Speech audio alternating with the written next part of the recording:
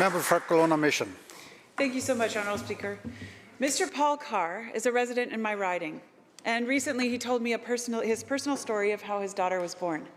27 years ago, he and his wife drove to the hospital excited and prepared, but nothing could have prepared him for that day. His daughter was born at 4:20 p.m. on New Year's Eve, but his wife passed away from complications just 4 hours later. He described his shock and devastation and how he went home with his baby girl to read baby books in one hand while parenting his daughter in the other. As traumatic as this was, his sole focus after grieving was to care for his daughter.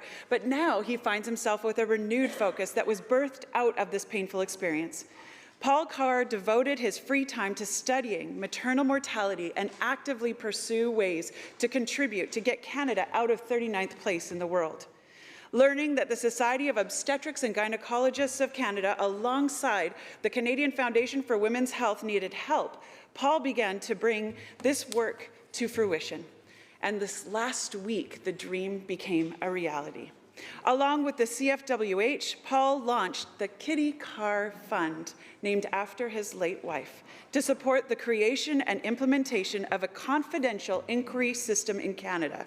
It will support research, education, and initiatives to improve access to the highest quality of obstetric care to improve outcomes for mothers, their babies, and their families. Dr. Popadiak, chair of the CFWH, stated, and I quote, "There is nothing more unexpected or tragic for a family than losing a mother in childbirth. Mr. Carr so poignantly has shared his family's personal tragedy and wants to see something positive come of it for Canadian mothers.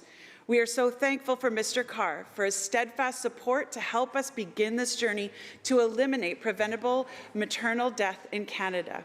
We owe it to the families left behind to learn from each other and every maternal death and prevent them from happening again in the future. And we can do it." Thank you so much.